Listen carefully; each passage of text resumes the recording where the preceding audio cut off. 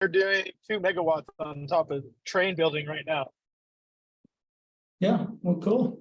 Well, sorry. So we just, No, Tyler, we don't have a quorum yet, so we still need one more person. We oh, can't okay. take any actions, but my guess is, I can't imagine Laura not gonna be on at the minimum. And so we'll wait a few more minutes, but if we don't have a quorum, we'll go, for those, if you want to stay, we'll go ahead and let Ken show the video. And we just Okay. we won't do anything else, okay? Okay. Yeah. For those that Let took me- the time, I don't want to not have something happen while we're here. You want to Yeah. go with the video? Yeah, we'll wait a couple more minutes, see if Laura, then we can actually have a meeting and take some action here too, besides just showing the video. Okay. And if you know anybody, urge them to apply for this commission. We still need members. Did Dave Lucas officially resign? I think so. Tyler, well, we got another minute. What are the incentives from the state and the feds on commercial or on city-owned buildings? The rebates. So city qualifies as a not-for-profit. If I'm wrong, correct me. The city, like, of course, there is a new federal payback program that has the 30% filed along with the and paid back directly to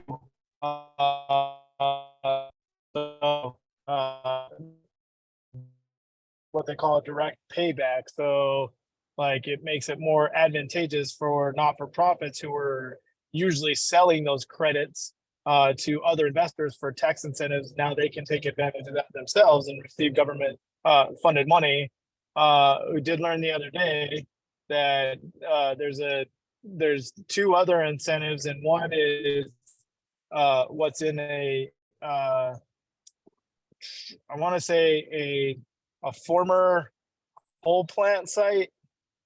Like if solar is installed on something like that, then there's an extra 10% payback or an extra 10% credit. And then there was one more for another 10%. Actually, it was 20. I think you could go all the way. No, you could go all the way up to 50% of the solar system's cost if it was in an advantageous area, including the 30% tax credit that could be a direct payback to not-for-profits. And that's all federal. Did you hear about anything? It seems like I saw something that the state has given extra rebates to city entities. So municipalities and things in the state have you heard anything about that? I have not heard anything at the state level. Okay. So, I think for a energy community, which Pueblo qualifies, most of Pueblo qualifies. There's some portions of Pueblo that aren't in that. The north side of Pueblo isn't qualified. And that's That's that 10%. That's that 10%. Oh, that's right. That's like for associations and stuff. We qualify for that. It's for the disproportionately disadvantaged communities. So they're calling those energy communities. Oh, so do they have because low income? Because of the low income's part of it, being this ex-coal generation site is another part of it. I texted both Laura and Joe saying the meeting. Laura, We have Laura coming in now. okay, we got a quorum. So let's get started. Sorry to interrupt. Thank you, Laura. Thanks So- everyone. And I'm sorry, we have limited childcare today, so I will be participating partially while childcaring. So I apologies for the tardiness. Okay. Well, listen, if everyone looks at your agenda, we have, it's my understanding, all the boards and commissions now will have a vote on any items that are sent out, like minutes, and we have several things that will, so I'll ask for a motion to approve the consent agenda, which consists of the minutes, grant updates and also the video that will be seen.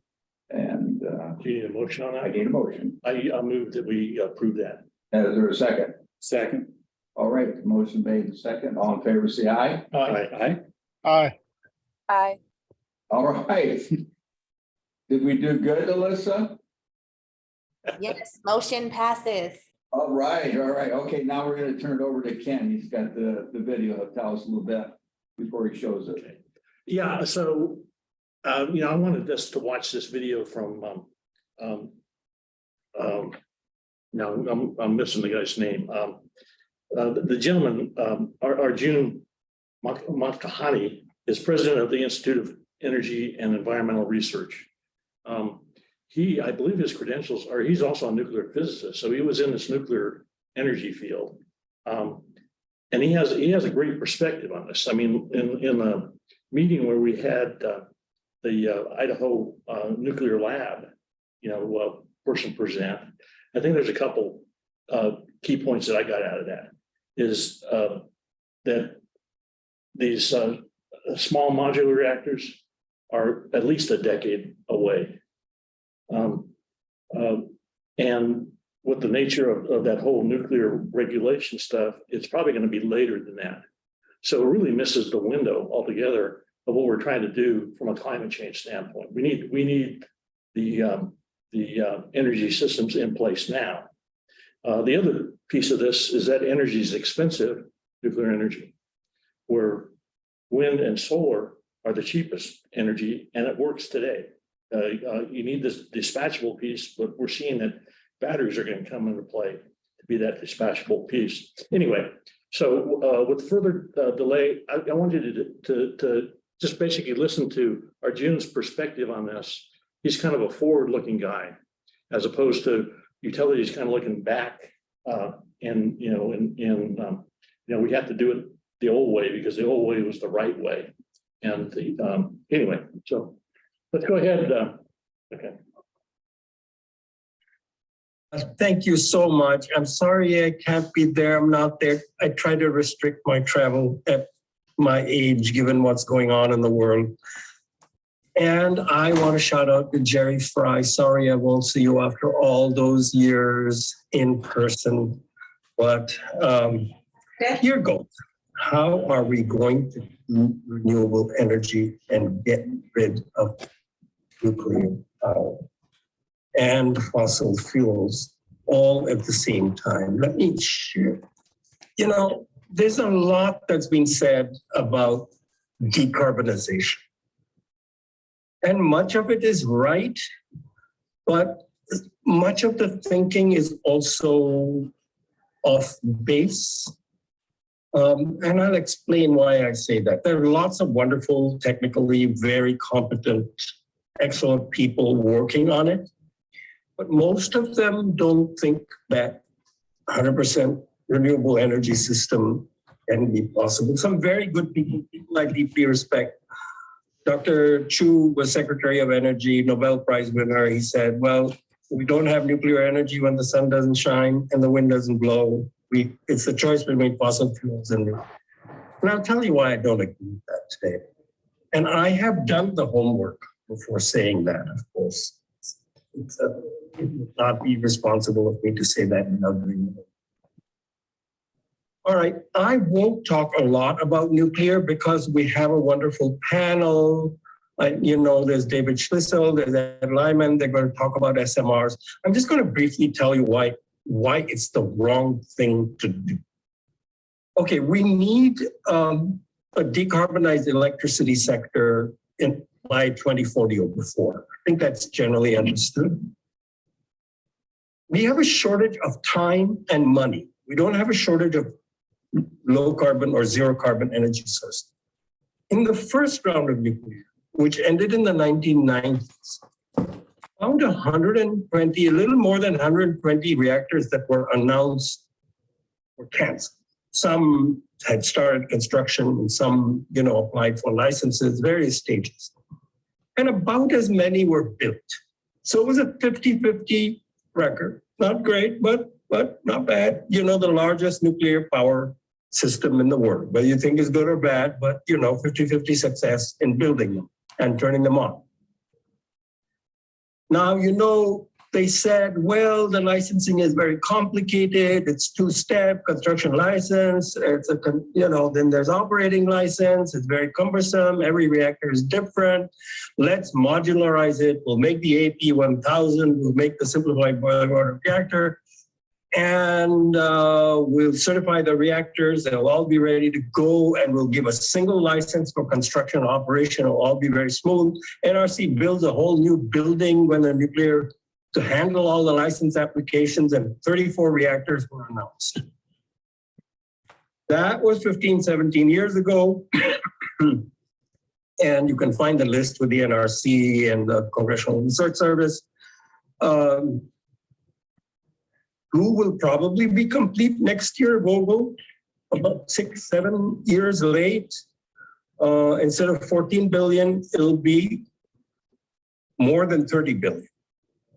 So if they're turned on, actually, it'll be a 6% success rate, which is kind of going in the wrong direction, don't you think, from 50-50?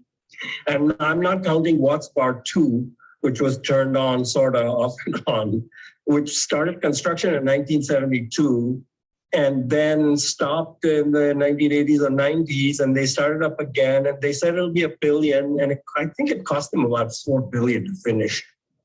And this is something that was supposed to be mostly complete. An old design. So I'm not counting Watts Bar 2 because it's not a new reactor.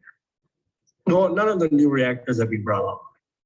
Small modular reactors at the beginning of the 2000s will be ready to go, in 2010. Then NuScale says we'll have the first one online 2015, 16. And then they didn't even apply for certification till 2016. And then now the first one is supposed to be in 2028, but they changed the design in the meantime. It was supposed to be 50 megawatts, then it was supposed to be 60 megawatts. The 50 megawatts is partially certified. Correct me, Ed, I think it's not 100% certified yet, but it might be any of these days. But the 77 megawatt NuScale is not certified. None of the reactors that are, say, Duke Energy said, we're going to build 10,000 megawatts of nuclear here or 4 SMRs. None of them are even certified. Okay.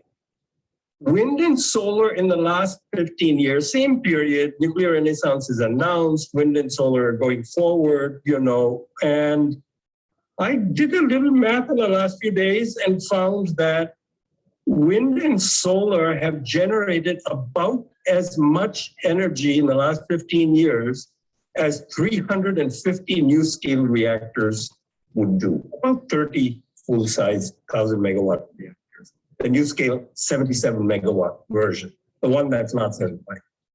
So record of the nuclear renaissance in nuclear generation in 15 years is 0. Wind and solar are pretty speedy and are going to be speeded up, and offshore wind is going to join them. Nuclear is more like waiting for Godot. And if you know the play, Godot never arrived. Maybe 6%. 6% is not going to be good at this. All right, so where are we? What kind of energy system do we have? Okay, now, we know we go to war for oil, and now there's fossil gas insecurities have been added to it.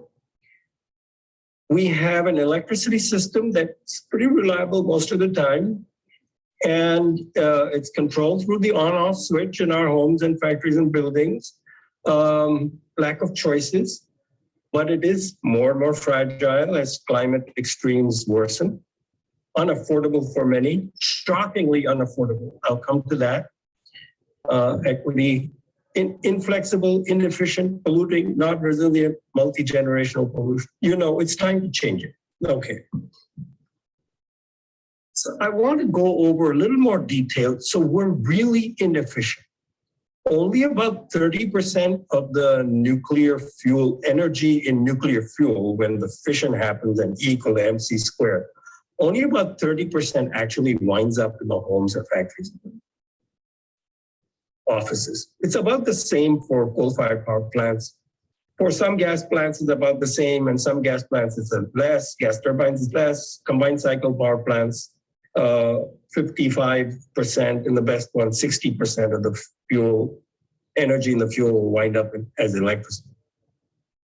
But the typical figure overall in a fossil fuel generating system is about a third of the energy winds up as electricity.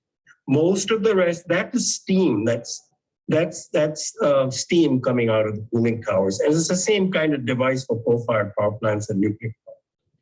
Is to the other 2/3 of the heat mostly winds up there. So after all that expense and throwing away 2/3 and getting only 30%, how is it at the using end? So this incandescent bulb was 3% of the electricity is converted to visible light. Most of the rest is infrared radiation. In the winter, it heats up your house a little bit. Not a very efficient way to do it. Now we have LEDs, 6 times more efficient, 7 times more efficient, depending. And still only 20% of the electricity is converted to light. So on the fuel, if you have fossil fuels, only 6%, 7% of the fuel energy in the nuclear fuel, for example, is converted to light in the home.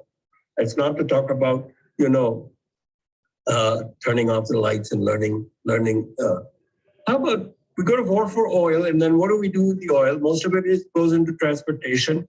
Only about 15%, actually 20% winds up at the wheels. And the object is not to move the metal. The object is to move the people.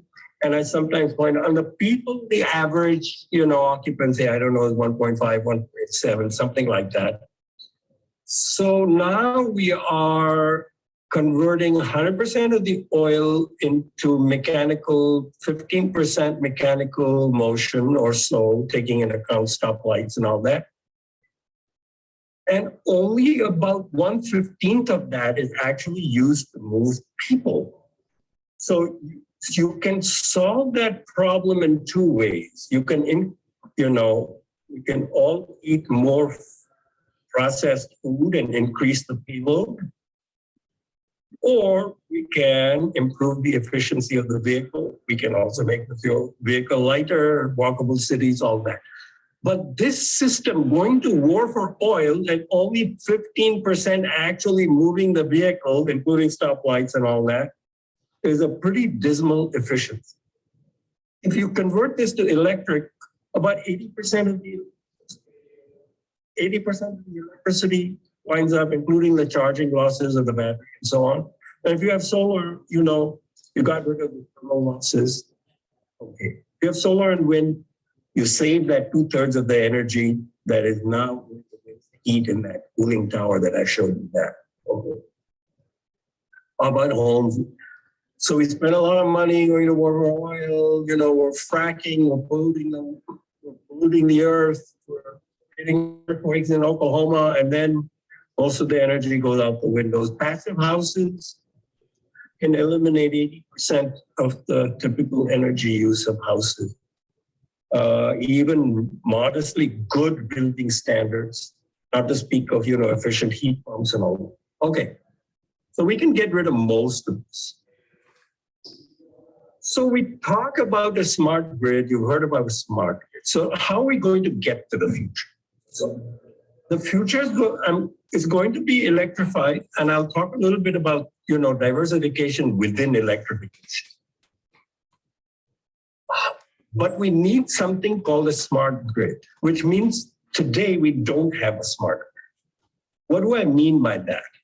Today's control system for electric generation is the on-off switch. All the on-off switches in the US economy, which are controlled by the consumers,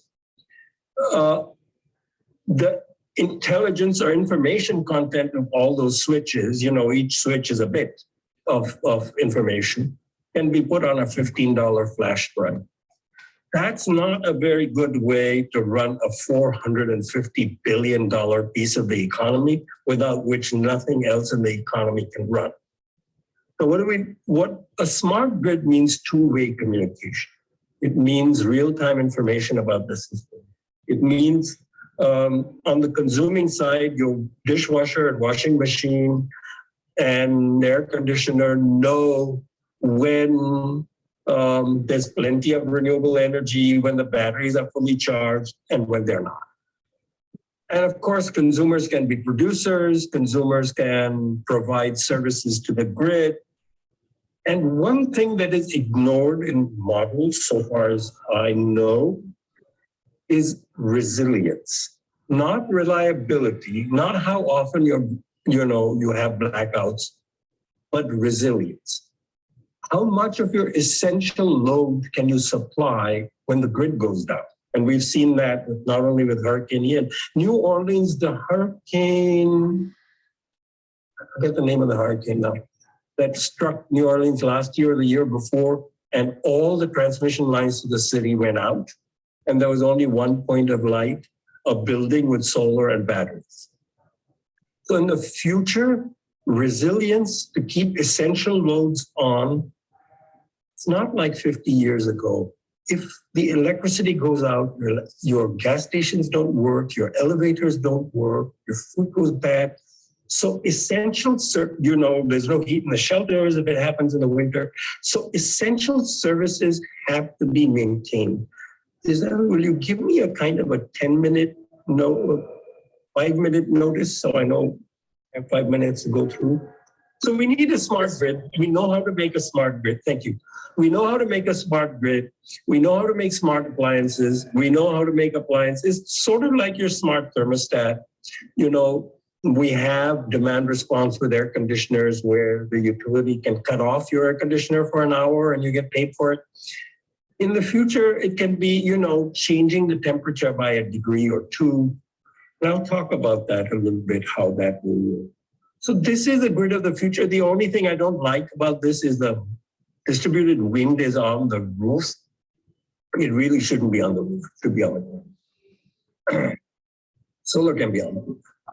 So there's an electric car being charged. There's different control systems. There's data management. There is a grid, and you're connected to the grid. It works efficiently that way. It's not guaranteed that this system, in some places, it's electricity, like California, electricity is getting so expensive that people may just leave the grid. And that would be a very, very difficult situation for those who remain. And I'll talk about that. So here's the basic idea to remember and why much of the thinking is going wrong. Why people say, we need nuclear. Good people, thoughtful people, people who don't have a vested interest. They're not from the industry. So it's not just the vested interest, which is a problem and probably the biggest one. The thinking that's wrong is we're trying to fit a radically different primary supply into an old model of thinking about the grid. The part of thinking about the grid that has to stay the same is that electrons supply and demand must be balanced at all times. Otherwise, if there's too much supply and you don't curtail it, the grid will break down. If the supply is too short and you don't curtail the demand, the grid will break down. So if there's too much supply, you either have to curtail it or you have to absorb it in some place. If it's short, you have to supply it, or you will have a blackout, or at least in part of your grid. So when we have now we have an energy system which is switchable. So reliability is maintained quite expensively. For instance, we have something called spinning reserves. We have gas turbines which are spinning, but which are not supplying electricity. But when a large load comes on, some cement plant turns on its motors, suddenly loading the grid, the voltage will dip for a short time, the frequency will dip for a short time, it will be sensed at the generating end, the fuel will start to flow and the turbine's already spinning, so you don't have to wait. And and the electrons will be balanced again. It's a pretty inefficient way to do things because you have to pay for that spinning reserve. The electricity system, on average, I think, leaving out wind and solar, this is before wind and solar, average capacity factor is 55 or 60%, somewhere in there. Pretty low for capital intensive industry, but necessary in the present system because electrons must go around and that cannot be changed. Now that can't be changed if you have solar and wind. And, you know, people say the wind doesn't blow all the time, the sun doesn't shine all the time. I know the sun doesn't shine at night. It's the definition of night. I know the wind doesn't blow all the time. And I still insist this is the better way to do things. The concept is we need to marry the electron imperative with the rhythms of nature. And I'm going to explain how you do that. But that's the paradigm. We have to work. Did I spell rhythm right? Yeah, I think I did.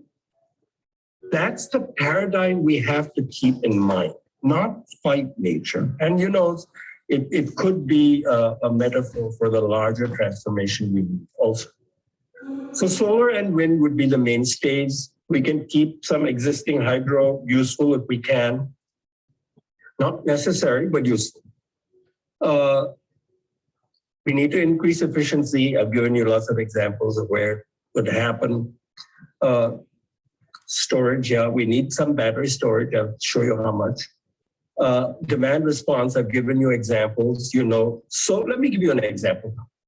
So today, you put your clothes in the washing machine and you press start, and the washing machine comes on. Tomorrow, the same thing will happen if you don't sign up for demand response. If you sign up for demand response, you get a check, maybe 30, 40, 50 bucks a year. And most of the time you press start, your washer will come on. But a few percent of the time, a few times a year, 3, 4, 5 times a year, your clothes washer will come on after a few hours because the grid is, you're contributing to lowering the demand at that time. And you've signed up saying, I want my clothes washed within a day, but not instantly. And you get paid for that. And every time the grid makes use of your demand response capacity, now you're supplying a service to the grid, you get paid more. It's sort of like air conditioner demand response works today. So we have electrified transportation, we have electrified heating. It should be efficiently electrified, geothermal heat pumps, cold climate heat pumps in most areas, cold climate heat pumps are fine. I'll talk about vehicle to grid and seasonal thermal storage. So here's an example of working with the rhythms of nature. So when you have mainly solar and wind, and your heavier loads are in the summer and winter, air conditioning and heating, what happens is you have a lot of surplus in the fall and the spring. So you can throw away the surplus, curtail it, and if everybody's doing the same thing, you can't export it to your neighbor. You know, I have solar and I export, when I export my electrons, they pop into my neighbor's house because he doesn't have solar. Now, but if everybody is doing this, you either curtail or do something with it. One of the things you can do with it is to store the heat in insulated cells in the ground, convert it into cold like an ice making machine, and store the cold in the ground, or simply cool the earth in an insulated cell. There's a community in Alberta called the Drake Solar Community, and I can give you the link during the discussion. Now it gets 40 below there in Alberta, so we're talking about as cold as it gets anywhere in the United States, except maybe Alaska, some parts of Alaska. They have been meeting 90% of their heating needs in the winter for the last 10 years, and some years essentially 100% from renewable energy that's stored in insulated cells, blocks in the ground. It's a small community, 50 houses, but they have done a wonderful thing by demonstrating this. And vehicle to grid is very important. we all know about charging electric vehicles, but I have never wanted a pickup truck until now. I don't think I'm gonna buy this. It's too big. You know, I only drive a few miles a year. But this vehicle is capable of vehicle to grid, vehicle to home. In the current hurricane, when everything broke down in Florida for a couple of million people, in one of the worst hit areas, somebody had one of these Ford F-150 Lightning, and people were able to go and charge their phone. So this can also vehicle to home, vehicle to grid, vehicle to microgrid. It's all being condensed into one acronym, V2X, vehicle to everything. Many utilities are doing pilot programs, so you get paid. Now, you have to have that equipment in your car or in your house or in an airport parking lot. There are 10,000 long-term parking spots in the Baltimore-Washington airport. You don't need nuclear power. You don't need gas turbines. You need to think different. So the combined power in the batteries will be larger than the battery storage we imagine today will be needed. So we need to integrate wind and solar with new thinking that works with the rhythms of nature. Rhythms of nature and V2G will mean you charge when there's plenty available. You're plugged into the grid. You can do this with school buses. There are experiments going on right here in Virginia, in many places now. School buses, transit buses, they don't run at night. And in the future, it's not going to be peak loads on hot days in the summer. In most parts of the country, even here in Maryland, not to speak of Minnesota or Wisconsin or North Dakota, the peak of electricity use is going to be at night when there's low wind for a few days. And so the whole idea of the peak won't be when there's the maximum load. The whole idea will be when there's the most load relative to what's available on the grid. It's not an absolute peak. It's a relative peak. And I've been talking about relational peaks now for over a decade. And finally, I think the whole concept is registering, not because I've said it so many times, but as we get more solar and wind, people realize that it's absolutely necessary to think differently. But this is an example of, if you think differently systematically and have working with the rhythms of nature as a mantra, it'll appear in the economic system. So this is integrating the economic system with the rhythms of nature. You get paid to sign up for demand response. You get paid for a vehicle to grid. You might get paid for the battery capacity if it deteriorates. It looks like these batteries will last for a long time. So, okay. So I did when I say I did my homework, I did work for 4 years to study whether Maryland could transition to a renewable energy system that was efficient with the electricity system powered essentially by solar and wind and 2% hydro that we already have.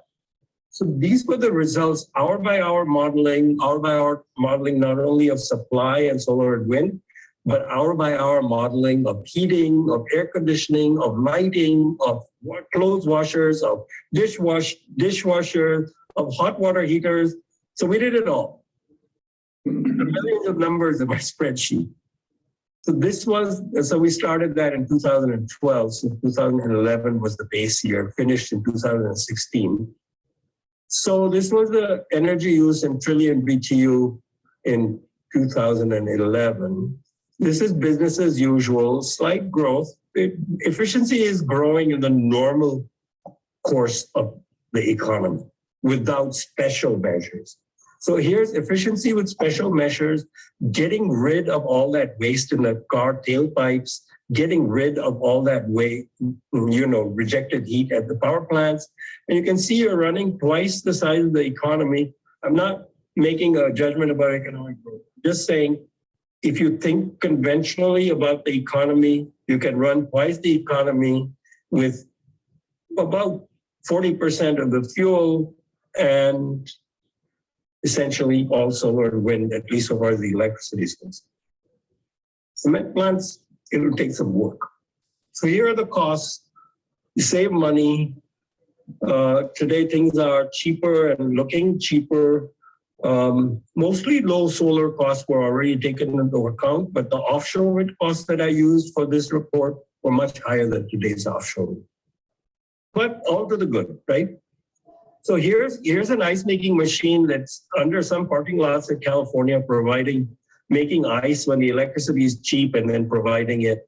It is smart thermostat. All right. So how does it work? What are the numbers? So I tried to manually optimize some of these things, equal solar and wind, efficiency, electric vehicles, all that. So 100% of the load is met 68% of the hours in the year. So that means, for 4 months, you're not, 4 hours equal to 4 months, you're not meeting your full load. Not so good, but 68% is already a lot. If you add just 5.5 hours of battery storage, your average load. So, the nuclear people say, to achieve solar plus wind plus storage, you need 3 months of storage. If you're trying to do 100% with solar, wind, and storage, it will take that much. But we're not trying to remember to work with the rhythms of nature. So we have some battery storage on a diurnal basis, and this will discharge, but also means on that winter night, on some winter nights, that's that 4% we don't have. 4% of the year is 2 weeks. So, so that's a lot of hours. So you add demand response. Now in this, I did not model vehicle to grid. It was too long ago, 6 years ago, and I didn't know how to cost out what the utility would pay you. And how all the equipment would cost. It wasn't all together yet. It'd been demonstrated technically at the University of Delaware, which has been sort of the place where this technology was conceptualized and developed. And then part of what you do with the surpluses in the spring and fall is you make hydrogen on site, say at existing gas turbine power plants. And thank you, Toyota and all the other companies that have developed fuel cells for cars. They only use, cars are only used 2 or 3% of the time. So they're light duty fuel cells. They're very cheap, $100 a kilowatt, cheaper than gas turbines, I think. And so you can just use the existing infrastructure, make hydrogen on site with electrolysis. You can recover the water and recycle it because, you're making the hydrogen right there. And then you get to 100%. You can have plenty of spare capacity because fuel cells are just $100 or less. All right, so we get a lot of benefits. Low water use, we've eliminated most of the water use. A nuclear power plant will take, 5, 6, 7, 8, 10, 15 million gallons of water a day, depending on the temperature of the water and the type of cooling. No waste from fuel production. All capital intensive projects, solar, wind, nuclear, coal, whatever, are going to have mining upfront. And we need to recycle all the materials. We might want to mine the landfills or we're dumped in them. So it's not sustainable in that sense, but we absolutely need to build in recycling of everything for wind, solar, batteries, all that now, not in the future. But no mining for fuel. No nuclear mining, no uranium waste, no mill tailings, no mining wastes, all that. No coal ash ponds, no fracking pollution.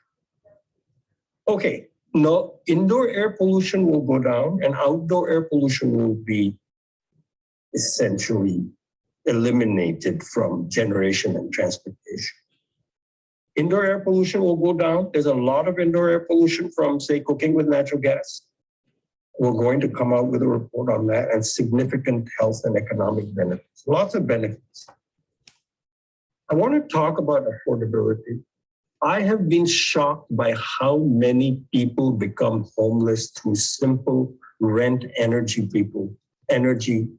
About almost 5% of the people who get assistance every year lose their homes. About 3/4 of them wind up with friends and family, and 1/4 of them actually become homeless. That's hundreds of thousands of people a year. Now, I think with all the rent increases and cost increases, that is probably getting worse. Food and medicine conflicts with utility bills, and utility bills turn out to be essential because if your utility gets turned off, then your food goes to waste. There are too many problems, So this problem can be solved. I'm not going to go into it in detail, but we did a study with physician scientists and engineers for healthy energy on, can you increase the assistance so that affordability limits are met? 6% of your income for utility bills is defined as an affordable amount, maximum affordable amount. And so we kind of did a thought experiment, a detailed technical thought experiment. We said, suppose everybody is enrolled in such a percentage of income payment plan for utility assistance, and you also weatherized and did community solar, discounted community solar, electrified the heating. So compared to just giving people assistance, which is very important, and we should do it, you would actually save money by fully and urgently integrating all low-income households into the energy transition. So this is a pretty detailed study. It took a lot of numbers to get to this point. I believe it's pretty unique, but it will actually save money. But we're not thinking this way. So what's stopping us? So there's lots of things that are slowing things down. The Inflation Reduction Act will help a lot, despite its flaws and problems and, subsidies for nuclear and oil and gas and all that, but it will help a lot. And I can answer some questions about that, but I won't go into it now. Of course, the fossil fuel and nuclear industry know that nuclear is twice as costly as solar with storage. That's the situation today. If you build it and complete it and turn it on, that is. There's carbon capture and sequestration, huge costs, very difficult. I've written about this. Now, hydrogen can be good or bad. I've said, you can make hydrogen electrolytically, where you can make hydrogen, from gas and then combine it with CCS, put it in gas pipelines, bring it to your home. No. Burning hydrogen will increase nitrogen oxide pollution. You have to create a whole new infrastructure. But this is a way that gas companies are trying to keep their pipeline infrastructure going and keeping everybody hooked on. In Maryland, we've got giant investments that have been allowed by the Public Utilities Commission that are going to keep people paying for the gas pipeline infrastructure until the end of this century, even though we have a law now that says we have to be carbon neutral by 2045. That was just passed this year, but still there's no sign that the gas companies are saying, oh yeah, 2045, we better kind of phase out our infrastructure. There's a terrible shortage of bleeding hearts, but I don't know how to increase the supply of that. But we need to fight for equity nonetheless. Then there's the land use and the viewshed. I want to talk about that as I close. So here is the viewshed. Now, wind, offshore wind to some extent will address part of that problem. But wind turbines are actually saving family farms and ranches all the way from Texas to Minnesota. I actually talked with a corn and soy farmer in southwestern Minnesota. He's a prominent man. He was an agriculture secretary and a senator some years back. And so people say, oh, lots of land use for solar and wind.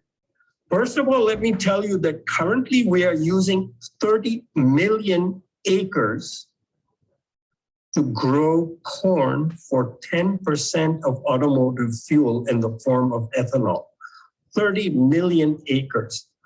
That's 2 to 3 times, I think 3 times as much land as you need to generate electricity for everything. Now, you're not going to put, solar panels on 30 million acres in Iowa and Minnesota and so on, or Illinois, but that gives you an idea that people who say land use, including, our academic colleagues at Princeton University and, with their models and so on. I'm sad to be critical, but it is essential. And then there's this problem of the view shed.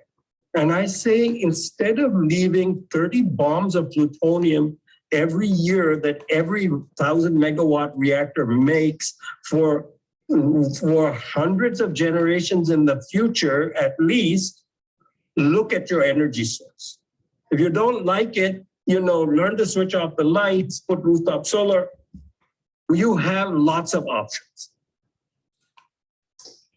Now, I've stood under one of these kind of wind turbines to see about the noise. I could have a perfectly good conversation standing right under the turbine. But, these things can be debated, but I don't think that this should be compared in any way to fossil fuels and nuclear energy. And it is saving counties. So this person who used to be agriculture secretary in Minnesota, he was actually talking to me partly from his wind turbine, as a wind turbine on his farm, that our county and the schools in the county have been saved because there's a law in Minnesota to put a modest tax on large wind farms, and that entire tax is sent to the counties. And that's how they keep, part of how they keep their schools open and Main Street going. We should do this. Agrivoltaics. Oh, sorry, just This so is it my is last slide. 6:50. Yes. Am I out of time? Oh, sorry. Yeah, you can finish up your slide, but it is 6:50. This is the last one. Perfect. So recently I heard a podcast. Lots of land, solar, you have to cover Ohio, Illinois, and so on, solar panels if you want. So, mainly solar energy. So maybe we should consider nuclear and CCS, partly because of land use. Now, let me tell you the numbers I have done. I have done detailed numbers for the state I live in, Maryland. I did a whole study on agrivoltaics from the point of view of the farmer. Would it benefit the farmer and save the family farm? It could. In Maryland, we have about 2 million acres of farming. If half of the energy were wind and half were solar, that would mean, and half of the solar needs to be distributed for resilience. You need to build those microgrids, you need the rooftop, you need local solar for the essential loads when the grid goes down. So in a reasonable system, you might have large scale, utility scale, big community solar, about 1/4 of your electricity supply. So that'll be like this. There's a photograph from North Carolina State University. It would take about 80,000 acres, so about 4% of the land, agricultural land, in a fully renewable system that's reasonably well designed to do solar in Maryland.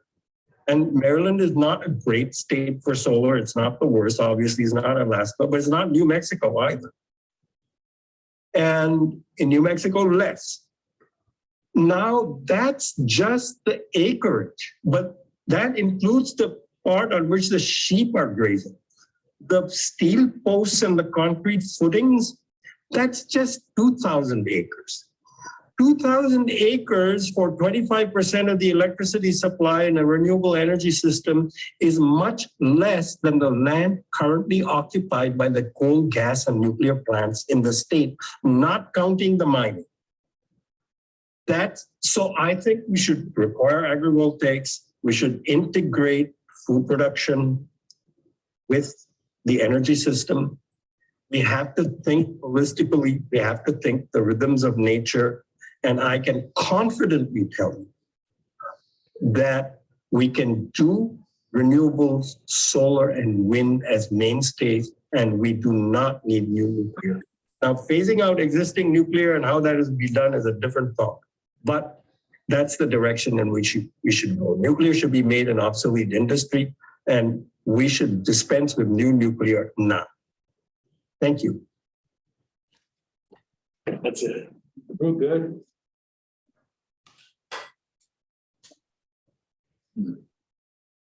That's one of the biggest issues that when they were talking about Minnesota taxing a small modest tax on wind generation.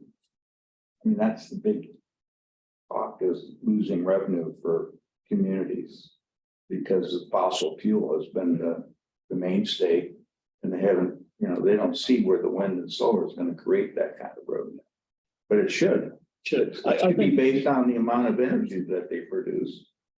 You know, I've talked with Carmen Howard, who's the, Laura, Tyler, you still there? Yes, still here. Feel free to break in. Me too. I was gonna comment. I talked with Carmen Howard, who's the planning commission for the county. And I asked her, you know, this was late last year. I asked her to give me all the permits that are pulled, the 1041 permits to build solar fields in Pueblo County. It's about it's in the gigawatts. I think it's about 6 gigawatts of power. You know, right now there may be at 1. Okay, so the Pueblo County has the potential to build out a lot of solar. Okay, there's a lot of people that are if you put that next to them are going to be NIMBYs. You know, it happens everywhere. But there's enough out there. If that were to build out, way more than what Pueblo would ever need, right? All that energy would go somewhere else. But that would create a more of a tax base than the Comanche plant. So, and I just estimated this at about $1 million a typical field. I talked recently with a group that's going to build out this hero field in the Mesa. It's a 200 megawatt solar plant. They haven't gone for their permit yet, but they were saying they generate about $1 million a year in income tax. So, you know, if we multiplied that by 20 to replace the Comanche field tax base, you know, it's possible in Pueblo County. So, you know, we have the land, we have the landowners that have no use for that because it's too expensive to you know, do agriculture on it. So it's just sitting there, you know, not being used. So it's one of these things that would help the tax base. It would help the landowners, you know, create a source of revenue to do what they need to do if they're doing a little bit of ranching or farming. So, I mean, let me just kind of add one thing, because we need to move on, because I want to make sure that we have time for a little bit of other discussion. First of all, thanks, Ken, for bringing this. It certainly kind of reinforces those that have a position that we don't feel like we need to look towards nuclear for our community. And now we have that transition group that has been functioning, and we've had no involvement in that. And the transition coordinator for City of Pueblo now is a county commissioner. And I think we need to reach out to her, because I do believe that the former commissioner Ortiz was the one that was driving all that. Not to be disrespectful to the other two, but I think he pretty much was driving all that and who was involved with it. So I'm hoping that that this group can be involved. I'm not sure where the city is at replacing Danae's position, and I'm not sure where they're at yet. Alyssa, maybe you have some updates in terms of the energy coordinator. Can you just briefly address that?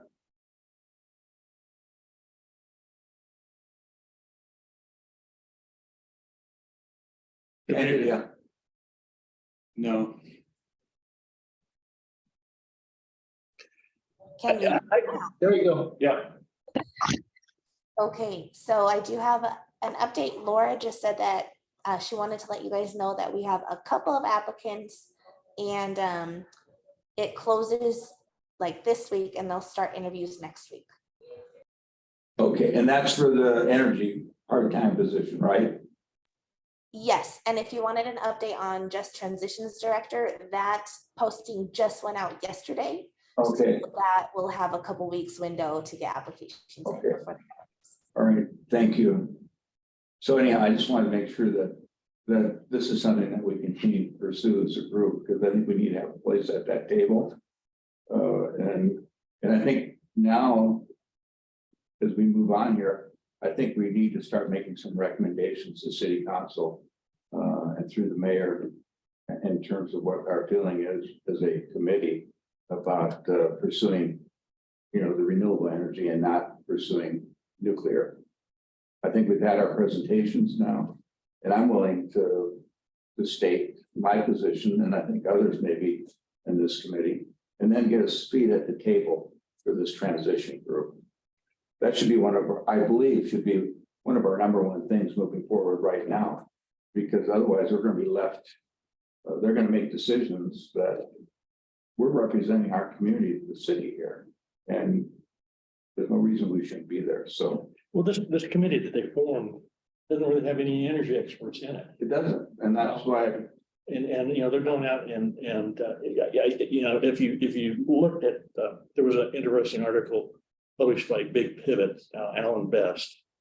And Alan's in Arvada, but he's a journalist and he's pretty balanced about he's of course a renewable supporter because it makes a lot of sense. But he kind of showed what was going on in that committee. I mean, the first thing I looked at was SMRs. Okay.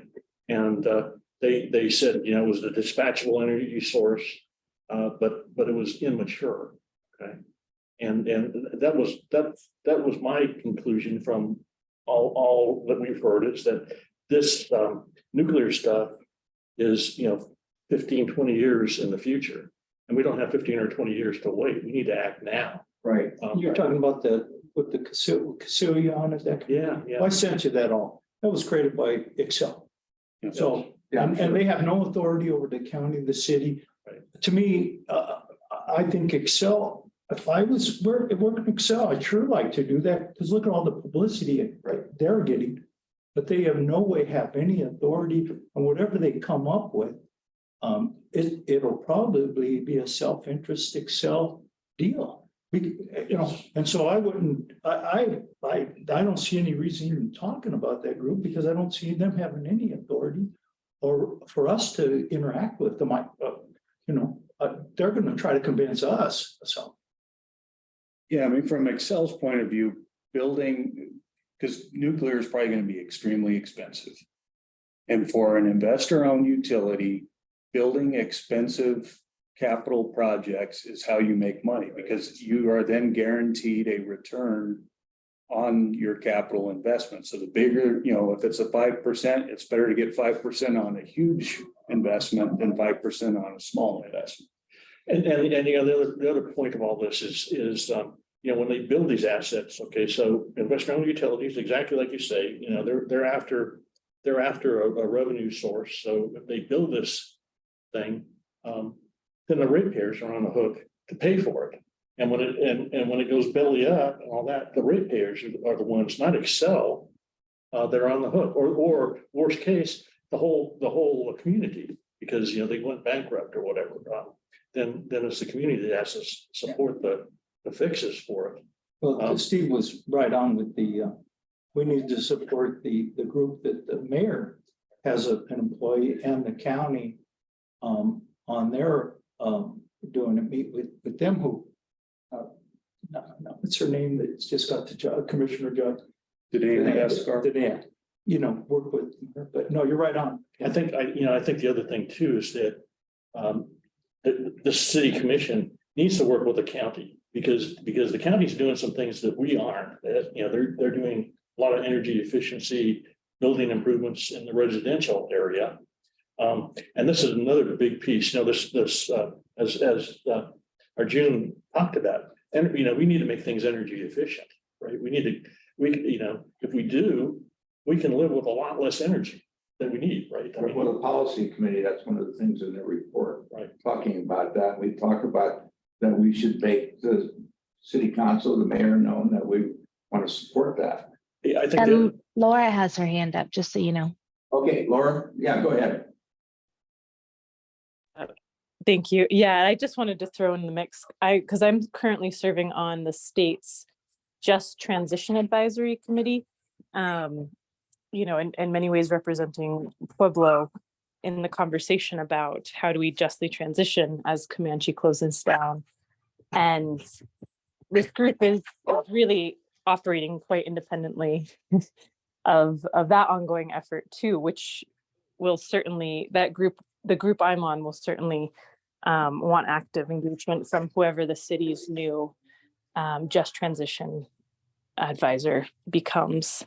But they're looking at trying to hold a meeting in Pueblo this summer, or by the fall at the latest. And I think that would be a really important time to bring in this commission and open it up more broadly, to include some stakeholders who are not currently in that group's conversation, and kind of make sure everyone's on the same page about what we're talking about with a just transition, and what the resources are that are available to the community for that.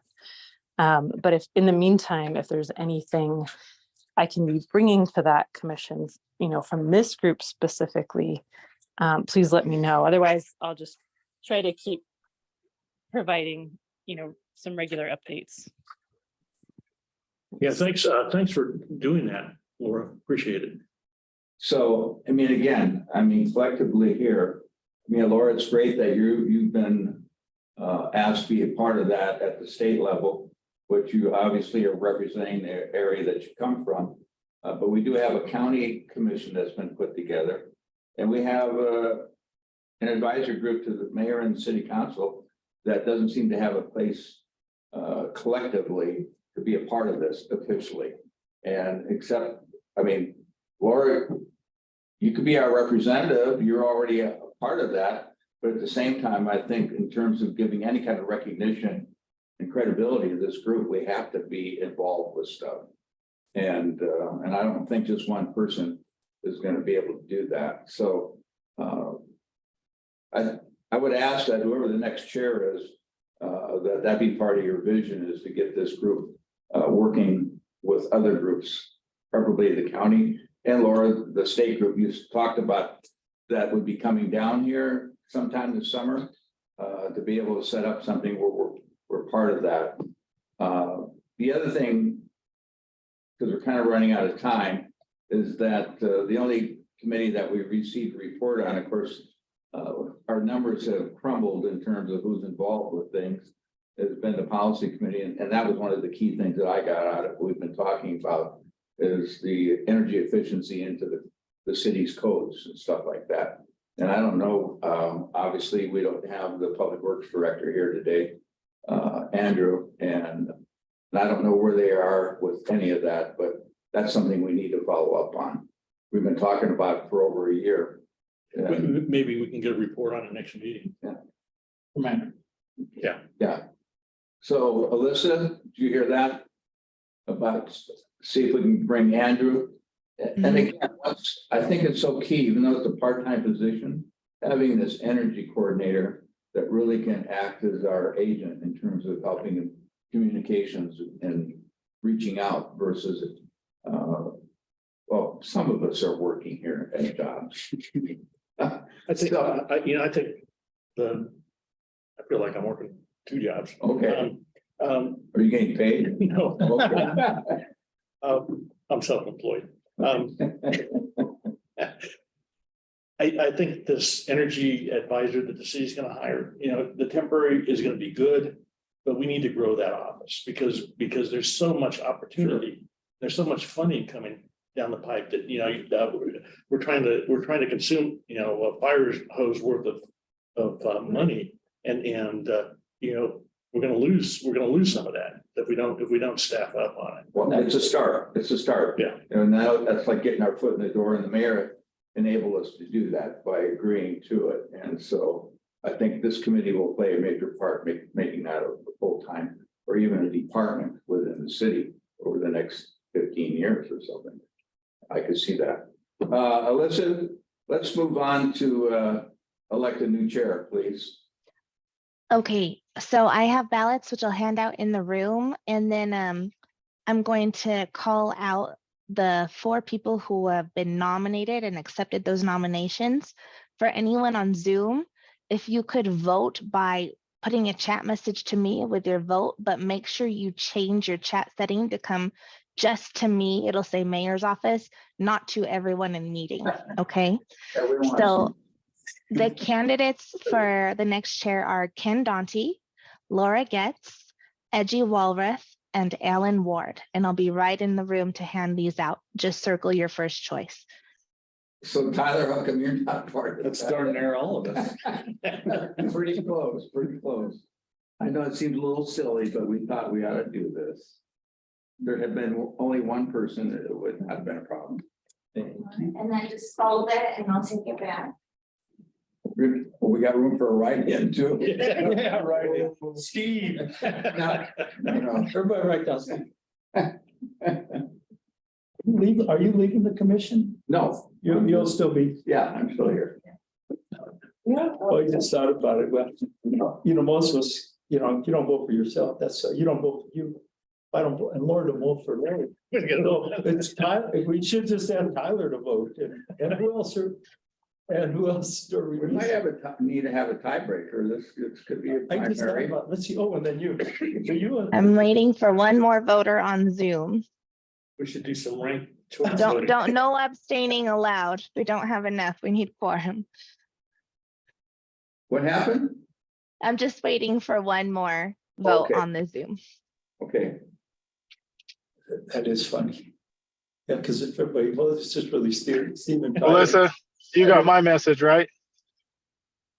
Yes, Tyler, I got yours. I Okay. have everyone's now. okay. Can you, what do you need, about 5 minutes to count? Right.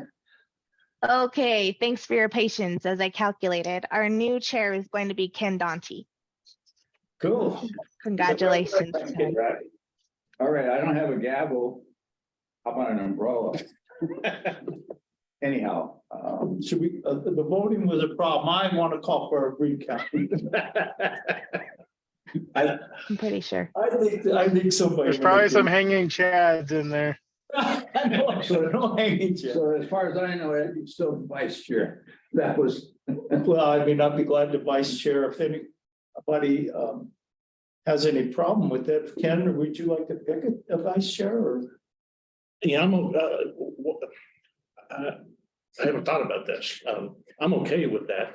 If everybody else is, why don't we, in our next meeting, vote for the vice chair? So, if, okay, if- We could, or we do have a second place, so you might consider Ken as chair. You could do the vote next time, or I can tell you who our second place vote was, okay, and they let's, could be. let's do the second. we agree on that? If that person wants to pick Depends who it. that is. You gotta decide before I tell you, see? I that's definitely how- know it's not me. Do we need a vote for that? Is that a ballot to vote? I mean, I have the votes here already, so it would just be like the runner up. Since you're still chair, let me make the motion that we take the second as the vice chair. All right, is there a second to that? I'm good. Good. All right, so first and second, and the motion. You gotta vote, yes. We will accept the person who came in second as the vice chair. All in favor? Aye. Aye. Okay, all right, it's unanimous. So what's the results? Okay, the vice chair would be Laura Getz. Okay. Cool. All right, we have a new regime. Wow. You should ask Laura if she wants to accept it. Laura? We're not tied up, Yes, are you? happy to accept. Thank you. Okay, You better have told me she would. all right, so you guys, it's all yours, and you can adjourn the meeting or Well, you're running the meeting this time. okay, well, I'm gonna Yeah, okay. I'm gonna adjourn the meeting, and I can't tell you how much I appreciated that video. It just kind of reinforced some things that I've been thinking about. Oh, yeah, I wanted to show that because I thought it was important, to have a perspective about what we need to change, right? As opposed to kind of doing the business the same way. So, Well, I suggested we not listen to him, but I'll tell you, I was so impressed. He's so far above most of what we're hearing, Ken, so I apologize. I was thinking that maybe he was gonna talk about some of the old technology. Everything he's talking about is future stuff that we have to do, energy management systems, control, AI type controls even between the homes and the power provider. So it's unbelievable, good, real good. I thought his quote, working with the rhythm of nature. Yeah, that was it.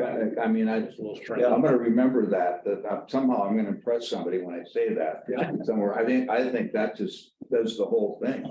That Oh, yeah. was very cool. No, to use nature in terms of us use and how we use it. And how- Well, ladies and gentlemen, I'm gonna excuse myself. I have a call. Okay, thank you for being our chair. All right, thank you. Appreciate it. Right, I'll give my speech next time. Okay. Okay. Right, bye guys. All right.